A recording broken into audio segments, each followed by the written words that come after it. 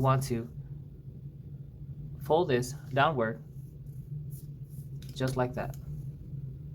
Next step, we want to fold this in half. So we just go here and then we got half. So it matches the edge. And from here we want to fold this a half again. Like so. And we want to turn this around and find the number 1. And you want to fold this white part downward like that. Okay? And then we want to fold this, the number 1, about right here, down once again. And we want to lay it down on the table like this. We want to fold upward just like that. And then we can fold it and put this, we can put this side under here just like that. Okay?